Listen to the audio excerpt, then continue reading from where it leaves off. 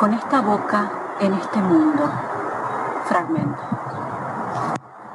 He dicho ya lo amado y lo perdido. Trabé con cada sílaba los bienes y los males que más temí perder. A lo largo del corredor resuena la tenaz melodía. Retumban, se propagan como el trueno unas pocas monedas caídas de visiones o arrebatadas a la oscuridad. Nuestro largo combate fue también un combate a muerte con la muerte, poesía. Hemos ganado, hemos perdido, porque ¿cómo nombrar con esta boca? ¿Cómo nombrar en este mundo con esta sola boca, en este mundo con esta sola boca? Los trabajos y las noches. Para reconocer en la sed mi emblema, para significar el único sueño, para no sustentarme nunca de nuevo en el amor, he sido toda ofrenda, un puro errar de loba en el bosque en la noche de los cuerpos, para decir la palabra inocente.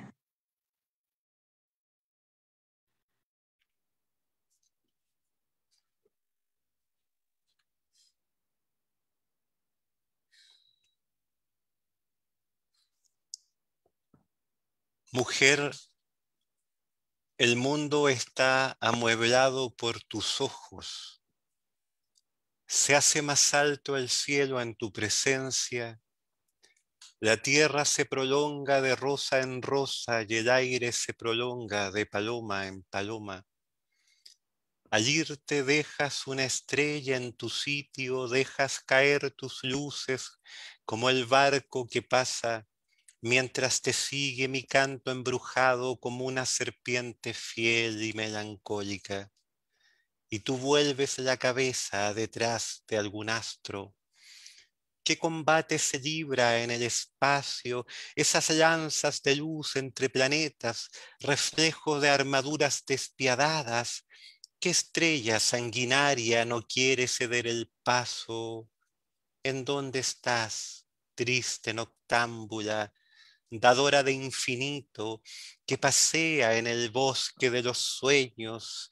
Heme aquí perdido entre mares desiertos, solo como la pluma que se cae de un pájaro en la noche. Heme aquí en una torre de frío, abrigado del recuerdo de tus labios marítimos, del recuerdo de tus complacencias y de tu cabellera, luminosa y desatada como los ríos de la montaña. ¿Irías a ser ciega que Dios te dio esas manos? Te pregunto otra vez. Altazor, fragmento del canto 2. Queridos amigos, tengan ustedes muy buenos días.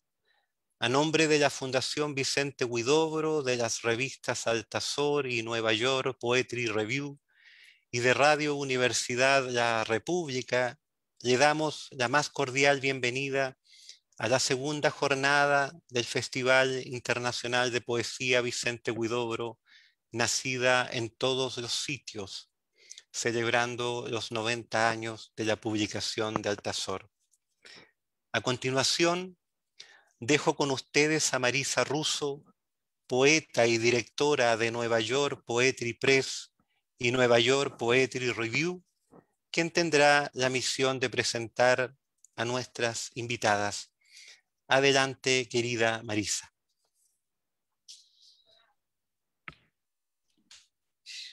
Video. Buenas. Sean todos bienvenidos a esta gran fiesta de la poesía que se realiza gracias a un trabajo en conjunto entre la revista Altazor de la Fundación Vicente Huidobro, Nueva York Poetry Review y Radio Universidad de la República. Este 2021 se cumplen 90 años de la publicación de Altazor, esa obra clave del creacionismo y de la lengua española. Por tal motivo, hemos querido inaugurar los festejos con un notable evento que lleva por título Nacida en todos los sitios, poesía escrita por mujeres. Verso tomado del segundo canto de Altazor, donde 42 destacadas voces de Latinoamérica y España se darán cita durante 3 días para compartir sus creaciones y homenajear a 6 figuras emblemáticas de la poesía latinoamericana de la segunda mitad del siglo XX, como lo son las argentinas Olga Orozco y Alejandra Pizarnik, la uruguaya Amarosa Di Giorgio, la peruana Blanca Varela, la costarricense Eunice Odio y la mexicana Rosario Castellanos. Estamos seguros que este evento permanecerá en el imaginario colectivo como un testimonio vivo de su tiempo. A continuación, vamos a presentar la mesa de homenaje donde las reconocidas autoras Claudia Magliano y Marisa Martínez Pérsico celebrarán a Alejandra Pizarnik y a Olga Orozco. Y en una segunda ronda escucharemos textos de su autoría. Bienvenidas, queridas y admiradas poetas. Vamos a comenzar con Claudia Magliano, Uruguay, 1974.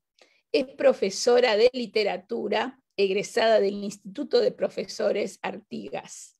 Ha publicado los libros Nada, Res, El corazón de las ciruelas, Aquí habita la calma y Lo trágico es el olvido. En 2012 obtuvo el primer premio en los premios anuales de literatura del Ministerio de Educación y Cultura por el libro Res. Bienvenida, querida poeta Claudia Magliano. Hola, ¿qué tal? Bueno, muchas gracias por la invitación a participar en el festival, por la invitación a homenajear a una de las grandes poetas como es Alejandra Pizarnik.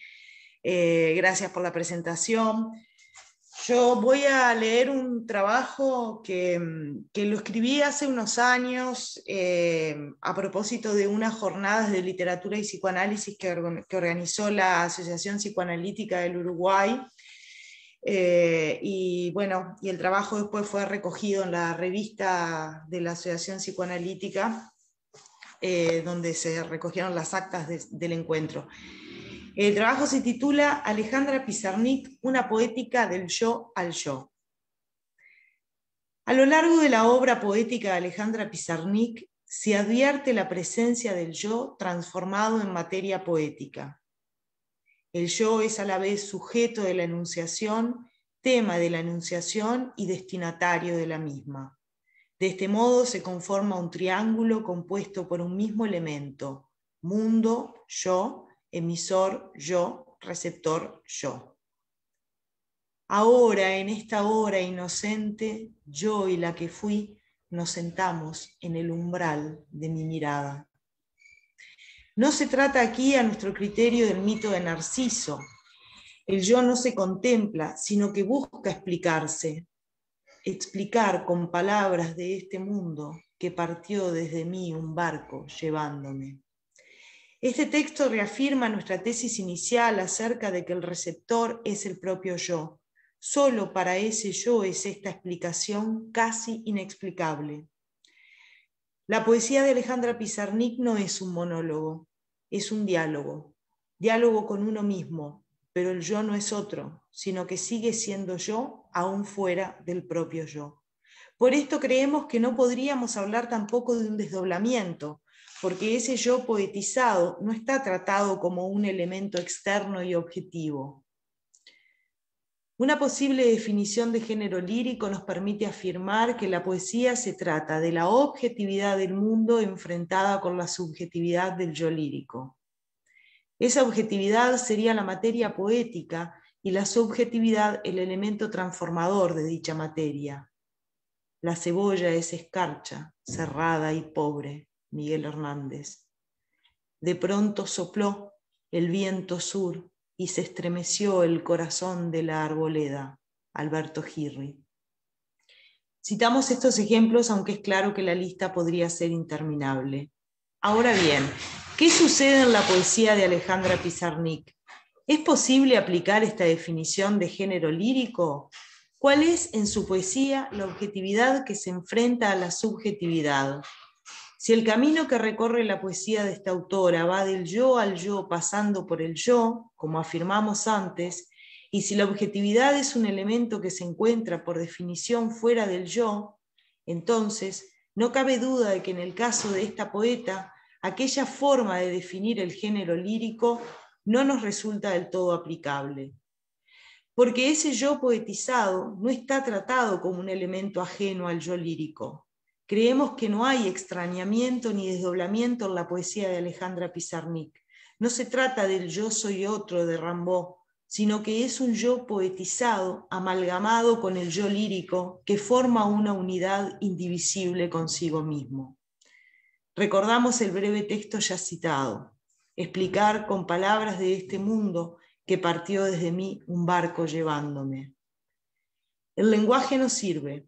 Las palabras de este mundo no alcanzan a nombrar la experiencia del yo dentro del yo. Es necesario salirse del lenguaje para decir. Cuando a la casa del lenguaje se le vuela el tejado y las palabras no guarecen, yo hablo. Se habla desde la orfandad de las palabras. Cuando el lenguaje no contiene, no respalda, el yo se atreve a decir. El lenguaje, las palabras son el límite para decir esa experiencia peculiar de saberse a sí mismo. Porque el lenguaje nombra lo que está afuera, pero solo hace eso, nombrar. No es capaz de reproducir cabalmente lo que se siente. No es capaz de saciar el deseo. Si digo agua, beberé. Si digo pan, comeré. Porque como dice en este mismo poema más adelante, la lengua natal castra, la lengua es un órgano de conocimiento del fracaso de todo poema, castrado por su propia lengua. Todo lo que se puede decir es mentira. Tal vez la mentira radique en la imposibilidad de nombrar hacia adentro. El lenguaje nombra lo que ve, haciendo entrar en esta categoría de lo visible conceptos abstractos como los que se refieren a los sentimientos, sensaciones, convencionalmente, pero existe otra zona nunca vista por el lenguaje y por tanto innombrada. Esa zona está sugerida por el yo lírico, en el poema citado, mediante construcciones metafóricas. Lo que pasa con el alma es que no se ve, lo que pasa con la mente es que no se ve, lo que pasa con el espíritu es que no se ve. Todo es reflejo del lenguaje, pero este tampoco se ve. Ninguna palabra es visible. Aquí se hace necesario volver a aquella definición de género lírico, objetividad del mundo enfrentada con la subjetividad del yo lírico. Si se trata de nombrar lo objetivo, lo que está del otro lado del yo, tal vez la palabra sí sea visible en tanto representa al objeto, pero cuando lo que se intenta representar es justamente el propio sujeto, es decir, lo subjetivo, la palabra pierde su condición de nombrar y se vuelve innombrable. Ya no ilumina el objeto para resaltarlo entre otros, sino que oscurece en una noche donde nada es reconocible. Palabras embosadas, todo se desliza hacia la negra licuefacción. No hay modo de decir, la posibilidad del lenguaje es el sol como un gran animal oscuro. Es decir, pierde su condición, al igual que ese sol no ilumina, sino que oscurece, encierra. Gabriel Celaya, en su libro Inquisición de la poesía, sostiene que el poema es una mostración, no una demostración, en el sentido de que no se trata de una explicación o de una verdad y que es necesario dar primacía a lo que con él, no en él, se dice. Entonces, es posible entender la poesía, es posible decir que la palabra, el lenguaje se vuelve representante. Hablo sabiendo que no se trata de eso, siempre no se trata de eso, porque era preciso decir acerca del agua o simplemente apenas nombrarla, de modo de atraerse la palabra agua para que apague las llamas del silencio. Retomando nuestra tesis inicial, donde afirmábamos que la poesía de Alejandra Pizarnik es la poesía del yo hacia el yo, pasando por el yo, vemos cómo el concepto de Celaya es también válido para esto. En la autora que estudiamos, el poema es una permanente mostración del yo en estado de ensimismamiento. Algunos ejemplos. Mi primera persona está herida, mi primera persona del singular. ¿Quién es yo? ¿Solamente un reclamo de huérfana? Yo, triste espera de una palabra que nombre lo que busco. Todo en mí se dice con su sombra, y cada yo y cada objeto con su doble. La poesía de Alejandra Pizarnik construye con el yo el juego de cajas chinas o el espiral que parece comenzar y acabar, pero que no comienza ni acaba nunca. Es el infinito del yo proyectándose hacia el infinito del yo. Es la jaula que se vuelve pájaro, para decirlo con sus propias palabras. Es a un tiempo la cárcel y el carcelero. Según la propia Alejandra Pizarnik, la poesía es el lugar donde todo sucede. Poesía, lugar donde todo es posible. Más adelante afirma que el poema es la tierra prometida. El poema es el único lugar respirable, es el único lugar donde la verdad se hace posible, porque el poema no necesita demostrar, sino mostrar. La única realidad es el poema, porque en el poema la poeta se encuentra, se reúne consigo misma en una comunión con lo que fue, con lo que será, con la que es. El poema permite la ilusión de la simultaneidad en el tiempo, porque el poema no enmarca lo temporal, sino que lo traspasa, lo transgrede. Ella se desnuda en el paraíso de su memoria. Ella tiene miedo de no saber nombrar lo que no existe. El yo también transgrede el yo. Se vuelve a un tiempo cáscara, pulpa y semilla. Va de la semilla a la cáscara deteniéndose en la pulpa a veces o devorándola para nacer de nuevo más tarde desde la semilla, en un viaje de ida y de vuelta e ida que se cierra sobre sí mismo en un espacio y un tiempo que solo son posibles dentro del poema. Ella no espera en sí misma nada de sí misma, demasiado ensimismada. Ella es un interior. Todo ha sido demasiado y ella se irá y yo me iré. Todo lo que no es pasa a ser en el poema y todo lo que es deja su condición de existencia para ser lo que no es. Y nada será tuyo salvo ir hacia donde no hay dónde. Todo es una ilusión, pero una ilusión real, porque como afirmaba Vicente Huidobro, el poema es real en tanto existe en la cabeza del poeta.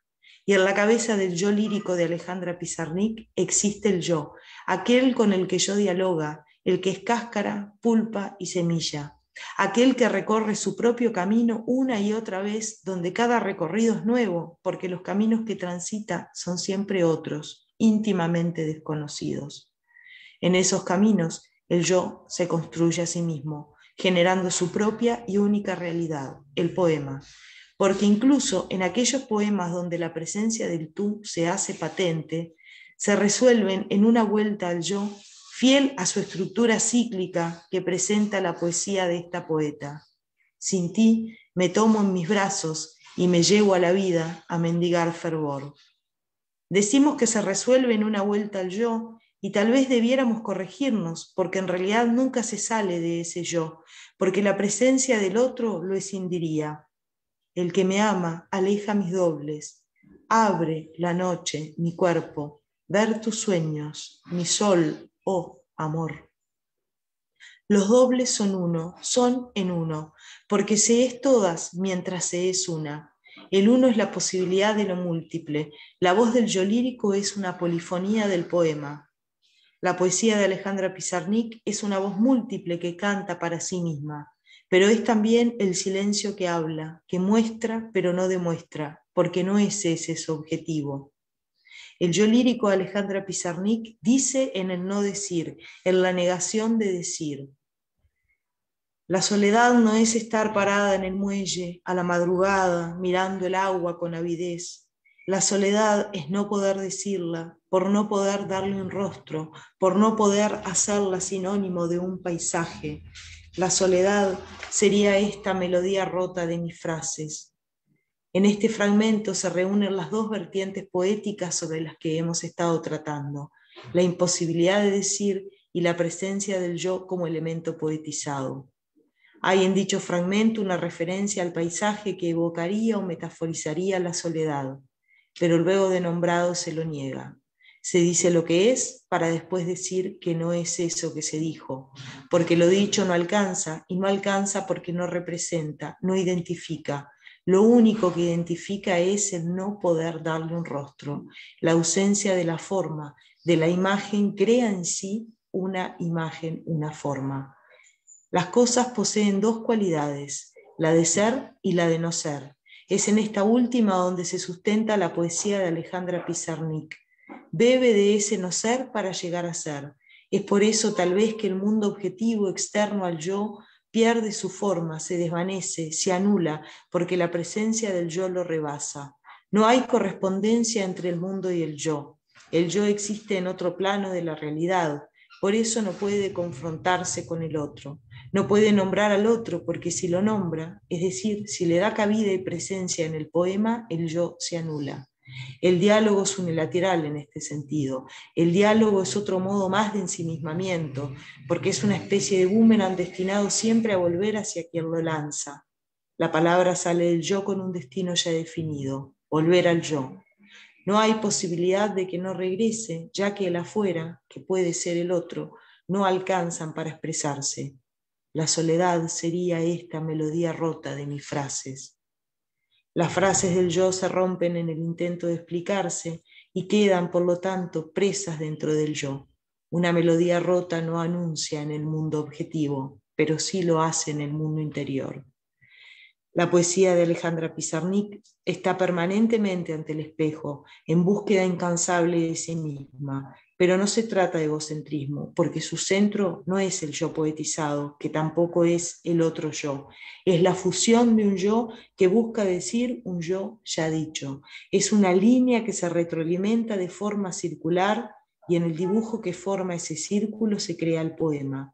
Siempre distinto, siempre inaugural, aunque el tema de fondo sea el mismo. Porque el espejo refleja la imposibilidad de decir y la imposibilidad de encontrarse, de saberse, porque más allá de cualquier zona prohibida hay un espejo para nuestra triste transparencia. Toda la poesía de Alejandra Pizarnik es una gran pregunta. ¿Qué, quién soy? Pero la búsqueda de la respuesta no se orienta hacia aquel de donde vengo o hacia dónde voy, sino que se instala en el presente. ¿Dónde estoy? ¿Haciendo qué? El poema parece ser la respuesta. El centro de un poema es otro poema. El centro del centro es la ausencia. El centro de la ausencia. Mi sombra es el centro del poema. Mi sombra es un poema. El yo es el poema y el poema es el yo. El yo lírico es el poema del yo lírico. Para decirse, nombrarse, el poema es el único lugar posible. Fuera del poema nada es posible. Es preciso conocer este lugar de metamorfosis para comprender por qué me duelo de una manera tan complicada. El yo es la contención del yo. Mi caída sin fin, en donde nadie me aguardó, pues al mirar quien me aguardaba no vi otra cosa que a mí misma. Insistimos en que no se trata de desdoblamiento, porque para que éste tenga lugar es necesario que el sujeto desdoblado mantenga alguna diferencia, por pequeña que sea, con el sujeto de quien es sombra, para decirlo en términos pizarnikianos. En la poesía de Pizarnik no hay diferencia entre un yo y otro. Es el mismo, que ni siquiera se divide porque ambos permanecen fusionados. Si hubiera desdoblamiento, sería necesaria la desfusión, y esto no se ve aquí. Hay simultaneidad en ambos sujetos. Me danzo y me lloro en mis numerosos funerales. No hay un yo que observe al otro. Observación, acto y expresión se dan juntos, al unísono. En el desdoblamiento hay una perspectiva en la observación del yo. Aquí no la hay. Por eso sostenemos que la poesía de esta poeta es una vuelta a sí misma. El mundo está dentro. Lo de afuera es otra cosa que nada tiene que ver. Más aún, se opone al yo. Afuera hay sol. Yo me visto de cenizas. La separación está hecha. El afuera no pertenece a este yo lírico. Si algún elemento exterior entra en el yo, es transformado y pierde sus características para metamorfosearse en otra cosa, en otra realidad, la del yo. El afuera es lo opuesto del adentro. Yo estoy en otra parte, dentro de mí misma, dice la voz del poema. Yo soy yo, Alejandra, Alejandra, debajo estoy yo, Alejandra. Si fuera desdoblamiento, el último Alejandra no estaría dicho. Es la misma que está arriba a la que está debajo.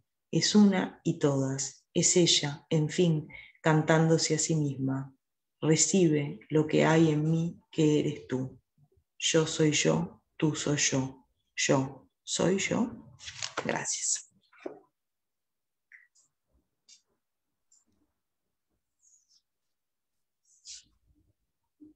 Y ahora continuamos con maravillosa ponencia de Claudia Magliano. Gracias por este trabajo increíble que nos has presentado de Alejandra Pizarnik, una poeta fundamental. Y continuamos ahora con la presentación de Marisa Martínez Pérsico, argentina, 1978, poeta, crítica literaria y profesora universitaria. Como poeta, ha publicado Las voces de las hojas, Poética ambulante, Los pliegos obtusos, La única puerta era la tuya, El cielo entre paréntesis, Después de la ceniza. Es doctora en filología hispánica y está radicada en Italia desde 2010. Bienvenida, Marisa. Muchas gracias, Marisa. Tocaya, compatriota, feliz de estar en Chile, aunque sea con la imaginación. Pero bueno, esta omnipresencia geográfica que nos permite Internet. Bueno, me quedé pensando mucho en la ponencia de Claudia Magliano, y además también por la comunicación que existe entre Olga Orozco y Alejandra Pizarnik. Me interesó muchísimo la lectura que hizo Claudia, porque Claudia hizo una lectura mucho más psicoanalítica. Entonces, esta cuestión de hablar de la falta de desdoblamiento en la poesía de Pizarnik, y de apuntalar esta idea de la unidad, del adentro, ¿no? de Alejandra Pizarnik, es muy interesante porque digamos que cada uno lo mira un poco desde su disciplina, ¿no? Yo, cuando leo a Alejandra Pizarnik, mi lectura no es tan desde el psicoanálisis, que me parece súper interesante y además complementaria como mirada, sino que a veces es una mirada incluso más, como decir, desde la lengua, ¿no? Entonces, claro, desde la lengua, este desdoblamiento pronominal, esta ruptura, ¿no?, de los pronombres, partió un barco de mí, desde mí llevándome, este me que se rompe, ¿no? Pero digamos que, claro, yo cuando leo a Pizarnik y cuando leo también a Olga Orozco, porque Olga Orozco tiene poemas, un poema en el que ella misma se pone como protagonista, es una especie de epitafio que se llama Olga Orozco, y el primer verso dice: yo, Olga Orozco, desde tu corazón digo a todos que muero, es decir, no desde mi corazón, sino desde tu corazón, ¿no? Con lo cual acá hay un juego también con los pronombres, mi, tú, pero que es un mismo sujeto, ¿no? Entonces, desde el punto de vista, digamos, como gramatical, ¿no? Uno diría, sí, hay ruptura, hay desdoblamiento en Olga Orozco y también en Pizarnik. Pero desde otras disciplinas, digamos, podemos ver que esto no necesariamente es así, o que lo es y no lo es, ¿no? Entonces, bueno, ahora voy a entrar en Olga Orozco. ¿Por qué las pongo en relación? Porque digamos, las dos pertenecieron a una línea de posvanguardia, ¿no? Es decir, Olga Orozco nació antes que Alejandra Pizarnik, pero bueno, fueron amigas. Cuando muere Alejandra Pizarnik, Olga le dedica un poema, un poema Pavana para la infanta difunta, y pertenecieron como, digamos, a la segunda vanguardia en Argentina, que fue el surrealismo, ¿no? Y se puede ver una herencia muy local, aclimatada, ¿no? Un surrealismo criollo, podríamos decir, en la obra de las dos. Hay mucha diferencia entre las dos en cuanto a que si pensamos en Olga Orozco, pensamos en una poesía de largas tiradas, de versos extensos, mientras que la concentración, ¿no? de la poética, el trabajo tan pulido, meditado de cada palabra, esta economía verbal que tiene Alejandra, uno diría, no pueden pertenecer a una misma corriente ni compartir una mirada, y sin embargo hay una mirada compartida muy grande. Bueno, en la década del 50 participaron en las tertulias de los surrealistas argentinos, ¿no?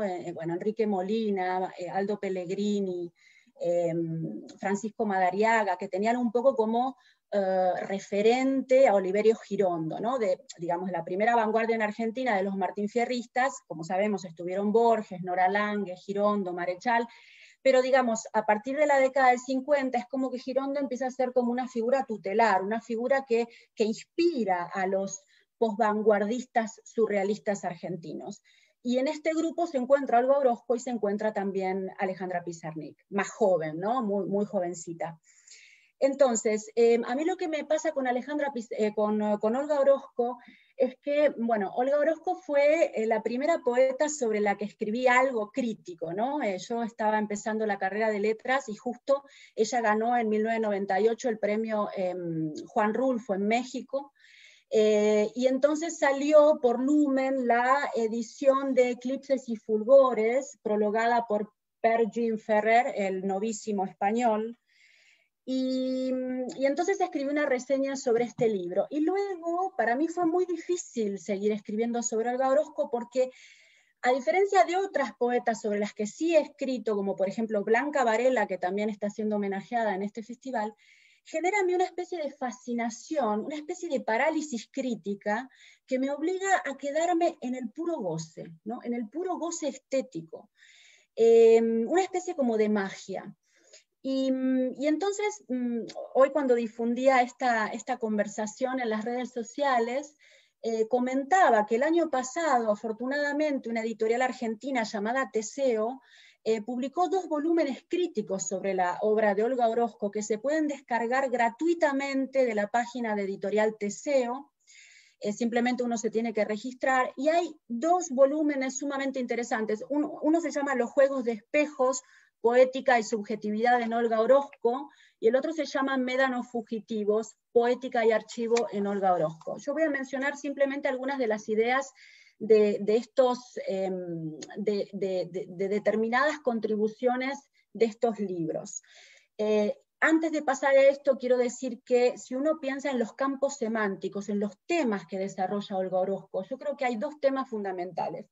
Uno tiene que ver con todo el mundo textil, lo que serían las metáforas textiles. Vamos a ver que aparecen costuras, hilos, terciopelos, gasas, es decir, todo un mundo ligado a la costura, ¿no? Pero no en un sentido de labor femenina, ¿no? Sino en relación, por ejemplo, al tejido del destino, a las parcas, y por eso la relación con la muerte, es decir, una labor, digamos, meticulosa y vinculada al destino, al más allá, ¿no? Y al conocimiento, en última instancia al acceso al conocimiento, o sea que es como una metáfora cognitiva, ¿no? Este uso del mundo textil. Y otro campo semántico fundamental tiene que ver con la cartomancia, ¿no? Con el juego del tarot, con la magia. Ella confesaba que, digamos, su pensamiento era un pensamiento animista. Y esto hace que la poesía de Olga Orozco sea una poesía que se explica a sí misma en su propia lectura. Es decir, de esto hablaba Juan Gelman. Juan Gelman, en el 98, cuando estaba en Guadalajara y cuando se le entregó el premio Juan Rulfo a Olga Orozco, él decía que la poesía de Olga Orozco habla por sí misma y que uno, más que presentar su poesía, tiene que acompañarla. Uno se tiene que limitar a acompañar su poesía, es decir, es un poco como inaferrable, ¿no? Es un poco como inasible, polisémica. Y de esto habla también Per Ginferer en este prólogo. Quiero leer una partecita donde habla del poderío turbador que tiene esta poesía, ¿no? Que es turbador e incluso alarmante. Y dice: el aplomo y la energía soberanos con que desde el principio se produce no deben ocultarnos que explora territorios en los que el lenguaje persigue no solo decirse a sí mismo, y en tal sentido configurar una forma autónoma de conocimiento, sino además obtener de las palabras algo que en cierto modo no es en palabras decible, mas no algo impreciso o vaporizado, para emplear una expresión de Baudelaire, sino, por el contrario, aquel desvelamiento de la naturaleza última de nuestra experiencia del mundo que otros piden a la filosofía, pues todo verdadero poeta es un poeta filósofo. Entonces, este rango casi inasible, ¿no? Que no se deja aferrar, que tiene la poesía de Orozco. Entonces, para ir un poco a algunas ideas, Jorge Monteleone, en el primer volumen de este libro, de este proyecto, porque deriva de un proyecto de investigación de la Universidad Nacional de La Pampa. La Pampa es la provincia donde nació Olga Orozco. Ella nació en Toay, provincia de La Pampa. Digamos, la Universidad Nacional de esta provincia llevó adelante un proyecto de investigación y de ahí derivan estos dos libros. Entonces, Jorge Monteleone, que es un crítico argentino de relieve, poeta también, dice que, retoma una entrevista del 94 de Olga Orozco, donde Olga Orozco dice que su ritmo respiratorio es el endecasílabo y el heptasílabo. Es decir, que si ella tuviera que pensar en crear otro tono sería una respiración artificial. Pero claro, Monteleone se pregunta, a ver, ¿dónde están los endecasílabos y los heptasílabos? Y cuando uno lee, si uno tiene, si recuerdan, si han leído Olga Orozco, digamos, tienen que recordar visualmente que son larguísimos versos, ¿no? Larguísimos versos y en general poemas largos. ¿Dónde están los endecasílabos y los heptasílabos? Hay una respiración interior, ¿no? Hay una respiración interior que no necesariamente coincide con la disposición gráfica del verso en el espacio, ¿no? Entonces, encontramos largas tiradas que se despliegan en una continuidad prosódica, pero donde existe esta respiración, ¿no? En endecasílabos y en heptasílabos. Jorge Monteleone habla también de una voz ritual, de una especie de oralidad encantatoria, de una dimensión mágica que genera fascinación, con lo cual yo cuando leía a muchos de los críticos de este libro, decía, bueno, claro, les genera lo mismo que a mí, ¿no? O sea, una especie de fascinación, porque además es como un ingreso en un mundo onírico leer a Olga Orozco. También aparece la mirada de género y determinados personajes como la maga o la niña. Y retomando el concepto de desdoblamiento que antes Claudia Maiano ponía en cuestionamiento en relación a Pizarnik, con una lectura que hizo para mí sumamente, digamos, válida, digamos, yo se lo agradezco porque me ha dejado pensando mucho. En el caso de Olga Orozco, lo que aparecen son también muchos personajes. Hay libros donde ella hace epitafios propios y epitafios hacia otros autores que admira, y hay también una duplicidad en el uso de los heterónimos, porque ella escribió para una revista, una revista que se llamó Claudia, que se empezó a publicar en 1953 en Argentina, y ella crea heterónimos con los que responde a las cartas que mandan mujeres a una especie de consultorio sentimental. Entonces, Olga Orozco se transforma, por ejemplo, en Valeria Guzmán, que es la que responde desde la revista Claudia, ¿no? Pero tiene también otros personajes que va creando a través del periodismo, ¿no?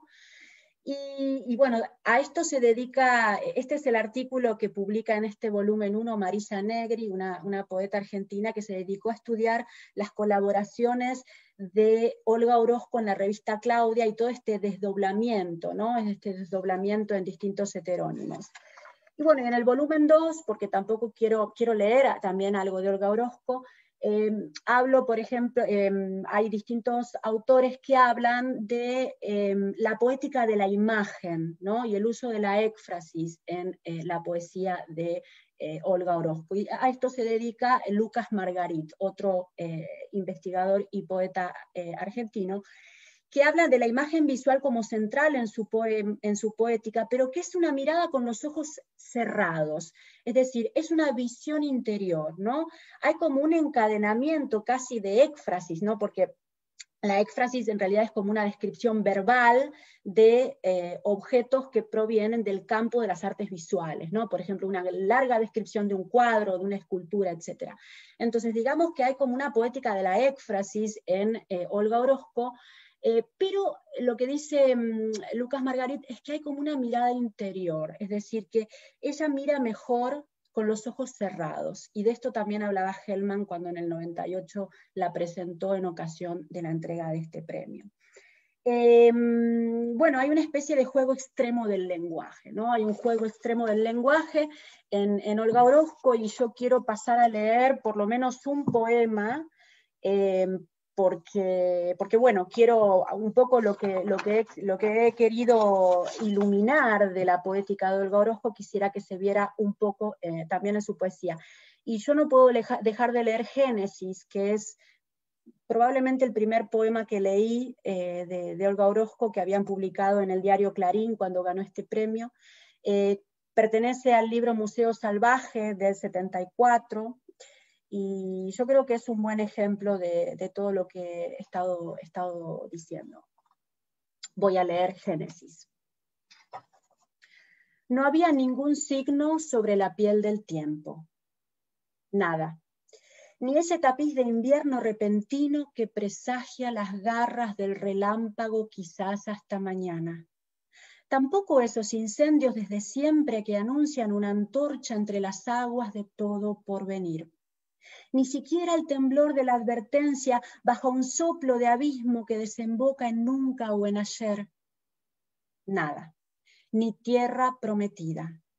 Era solo un desierto de cal viva tan blanca como negra, un ávido fantasma nacido de las piedras para roer el sueño milenario, la caída hacia afuera que es el sueño con que sueñan las piedras. Nadie. Solo un eco de pasos sin nadie que se alejan y un lecho ensimismado en marcha hacia el final. Yo estaba allí, tendida. Yo con los ojos abiertos. Tenía en cada mano una caverna para mirar a Dios, y un reguero de hormigas iba desde su sombra hasta mi corazón y mi cabeza. Y alguien rompió en lo alto esa tinaja gris donde subían a beber los recuerdos. Después rompió el prontuario de ciegos juramentos heridos a traición y destrozó las tablas de la ley inscritas con la sangre coagulada de las historias muertas. Alguien hizo una hoguera y arrojó uno por uno los fragmentos. El cielo estaba ardiendo en la extinción de todos los infiernos y en la tierra se borraban sus huellas y sus pruebas. Yo estaba suspendida en algún tiempo de la expiación sagrada, yo estaba en algún lado muy lúcido de Dios, yo con los ojos cerrados. Entonces pronunciaron la palabra. Hubo un clamor de verde paraíso que asciende desgarrando la raíz de la piedra, y su proa celeste avanzó entre la luz y las tinieblas. Abrieron las compuertas, un oleaje radiante colmó el cuenco de toda la esperanza aún deshabitada, y en las aguas tenían hacia arriba ese color de espejo en el que nadie se ha mirado jamás. Y hacia abajo un fulgor de gruta tormentosa que mira desde siempre por primera vez. Descorrieron de pronto las mareas. Detrás surgió una tierra para inscribir en fuego cada pisada del destino, para envolver en hierba sedienta la caída y el reverso de cada nacimiento, para encerrar de nuevo en cada corazón la almendra del misterio. Levantaron los sellos. La jaula del gran día abrió sus puertas al delirio del sol, con tal que todo nuevo cautiverio del tiempo fuera deslumbramiento en la mirada, con tal que toda noche cayera con el velo de la revelación a los pies de la luna. Sembraron en las aguas y en los vientos, y desde ese momento hubo una sola sombra sumergida en mil sombras, un solo resplandor iluminado en esa luz de escamas que ilumina hasta el fin la rampa de los sueños. Y desde ese momento hubo un borde de plumas encendidas desde la más remota lejanía. Unas alas que vienen y se van en un vuelo de adiós a todos los adioses. Infundieron un soplo en las entrañas de toda la extensión. Fue un roce contra el último fondo de la sangre, fue un estremecimiento de estambres en el vértigo del aire, y el alma descendió al barro luminoso para colmar la forma semejante a su imagen. Y la carne se alzó como una cifra exacta, como la diferencia prometida entre el principio y el final. Entonces se cumplieron la tarde y la mañana, en el último día de los siglos. Yo estaba frente a ti. Yo, con los ojos abiertos, debajo de tus ojos, en el alba primera del olvido. Y bueno, con esto termino. Gracias. Muchas gracias.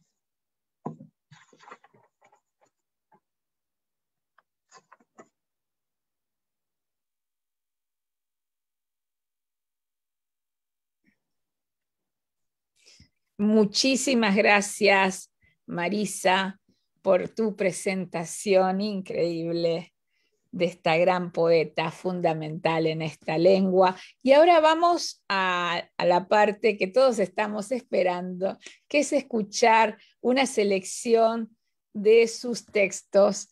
Así que vamos a comenzar con la selección de textos de Claudia Magliano. Bueno, voy a leer 3 poemas. Y este primero que voy a leer siempre lo leo porque lamentablemente siempre tiene mucha vigencia. Hay que tener cuidado, hay que ser cautelosa, modosita, decían, no mirar más que un solo punto, el de adelante, o la cabeza agachada hacia abajo, bien abajo, el suelo, las baldosas, el piso, el asfalto, la tierra, el césped, lo que haya debajo de los pies, mirarlo. Mirar solo hacia ahí. El cielo, el aire, los costados no son para vos. Nada te ha sido reservado. Conserva la postura, la espalda recta, derecha la curva de tu cuello. Hay que ser cuidadosa, tenés que ser cuidadosa. Guarda bien tu cuerpo, debajo de la ropa, guarda bien tu cuerpo. Que no se note que hay un cuerpo allí, una piel, un pliegue. Hay que ocultarse. Hay que abstenerse de mirar a los ojos, los hocicos, las fauces de los perros. Los perros parecen animales domésticos, parecen dóciles los perros, pero los perros matan. Clavan todo lo que tienen de filoso en los cuerpos blandos, desgarran a veces, se meten adentro de los cuerpos, arrancan la carne, la destrozan, y no es para comerla, no, solo para ser perros matan. Estrangulan con los dientes, hacen huecos en las garras, dan muerte solo por darla, solo por saberse perros, más perros todavía. Hay que tener cuidado, ser cautelosa, modosita, discreta, sobre todo discreta. Tu cuerpo es de los perros, no intentes poseerlo, poseerte, no te pertenece, no te será dado. Un hilo de sangre corre por la boca de los perros, cae en finas gotas que se deshacen al contacto con el aire. No es su sangre la que cae, no es de los perros eso que duele. Te duele a vos que no supiste comportarte, mantener la calma que el deseo reclama. No fuiste viva, inteligente, no supiste cómo moverte y te dejaste llevar por el deseo. El deseo te arrastró varios metros sobre la tierra y dejaste un surco. Y eso que vos pensabas en otras descendencias, creías en tus hijos y en los hijos de los hijos de tus hijos, y en las hijas de tus hijas y las hijas de las hijas de tus hijas, creías en una cadena interminable que perpetuaría tu nombre. Por siglos tu nombre estaría en la boca de tu descendencia, iba a estar. Eso pensabas cuando jugaste con las muñecas, cuando dibujaste una casa con chimenea y humo y un árbol y flores alrededor. Porque la vida tenía que prolongarse en el juego, en ese juego que te habían legado solo para vos. Te irías a casar, tan blanco todo, y después esperarías que tu vientre creciera como un globo, una pelota debajo del vestido, y aún así estabas dispuesta a parir, porque ese era el designio. Pero los perros se adelantaron a tu suerte, levantaron tu casa bajo la tierra, te hundieron los ojos los perros porque no supiste no mirarlos. Y eso que solo el suelo te estaba reservado, todo para vos ahí servido, para que pusieras la mirada hacia abajo, para que inclinaras bien el cuello, la cabeza, todo tu cuerpo y te quedaras allí como una florcita más a la espera de la lluvia, como un yuyo que creció imperceptible entre las grandes plantas. Pero tuviste que mirar a los perros, les clavaste los ojos bien adentro para que te vieran, para que olfatearan tu coraje y te salió mal. Tenías que cuidarte, ser cautelosa, modosita, como decían las hijas de las hijas que te hicieron ver la luz años después de su nacimiento. Y te tocó ser parte de ellas, ser una más te tocó y no te diste cuenta, no entendiste que tu cuerpo no te pertenecía y era de los perros. Solo para los perros era tu cuerpo.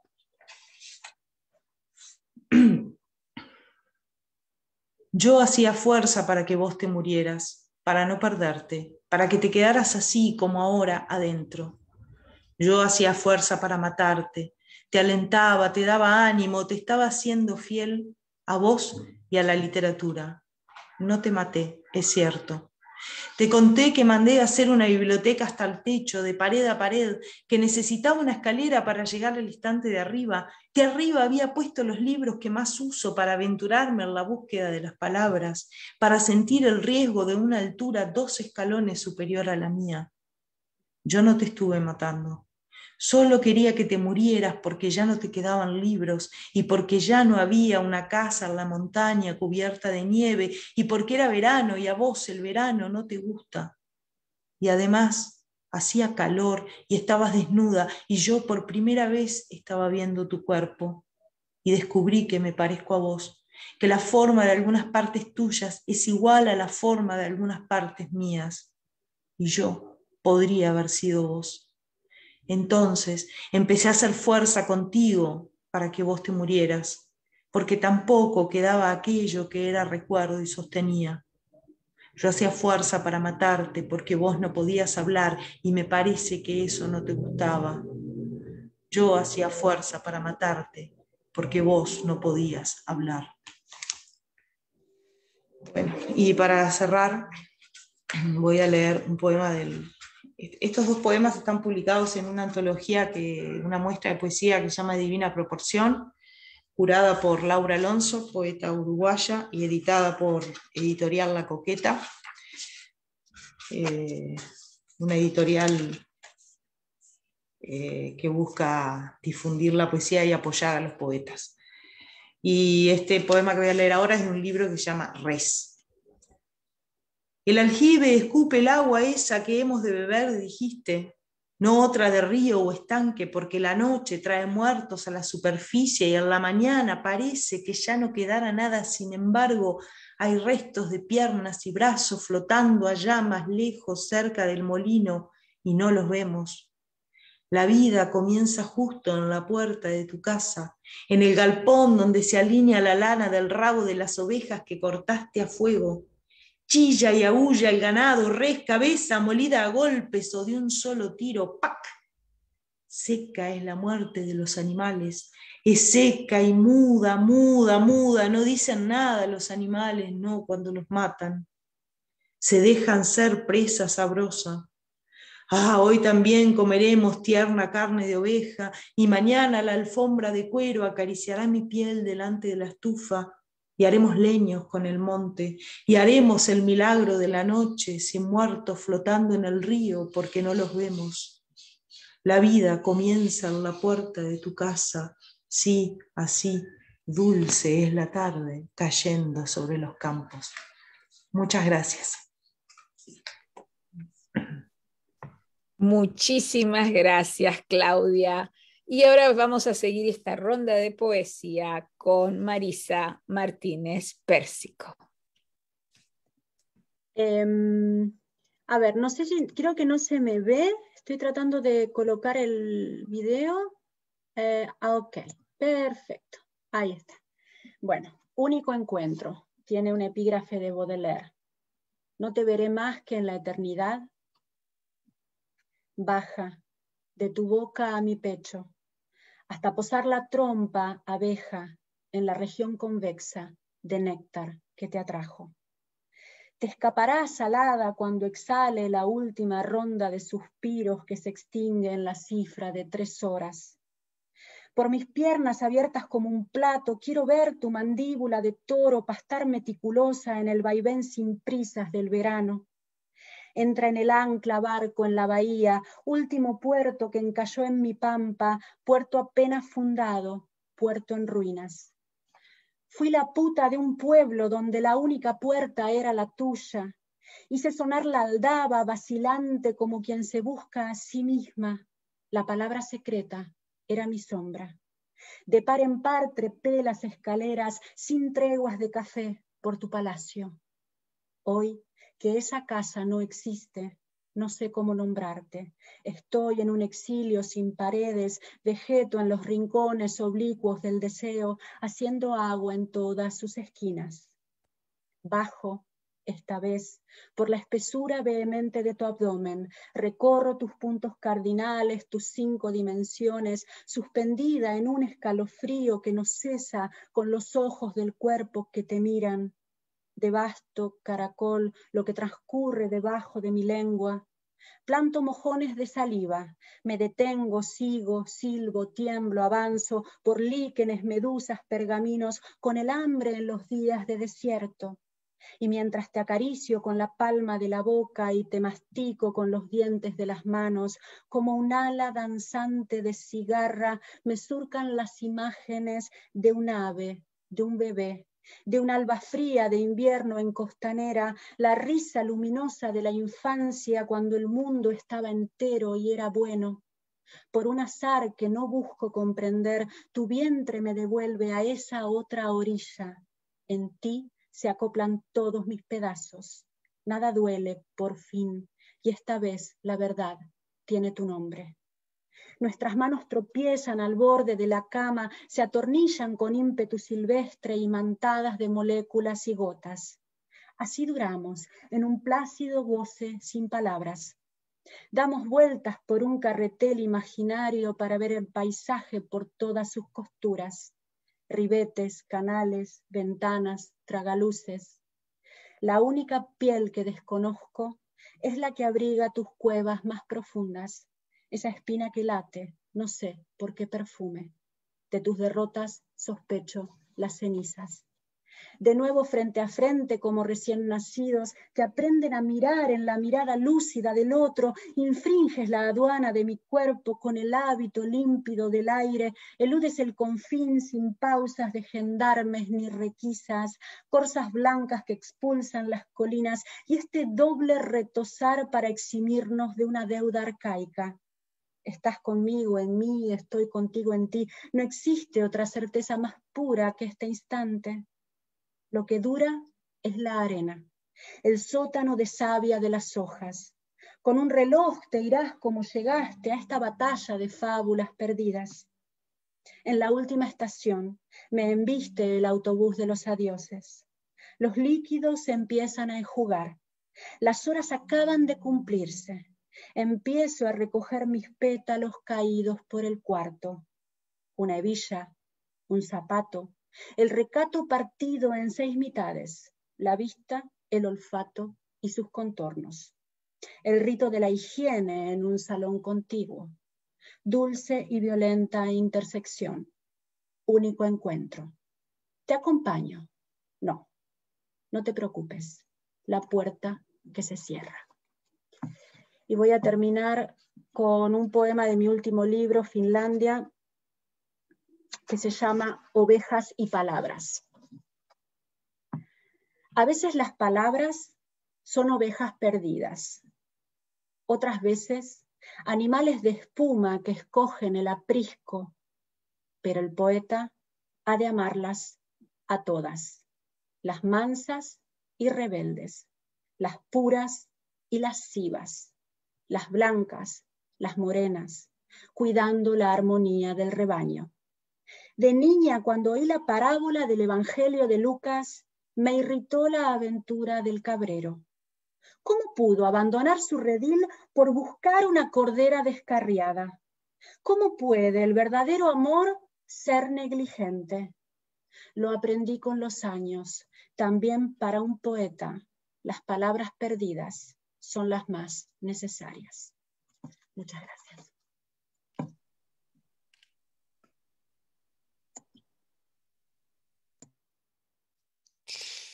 Gracias a Marisa Russo, ella las poetas, Marisa Martínez Pérsico y Claudia Magliano por esta extraordinaria presentación. En unos instantes, 4 reconocidas voces de la poesía española se darán cita en este festival. Los esperamos, queridos amigos. Muchas gracias.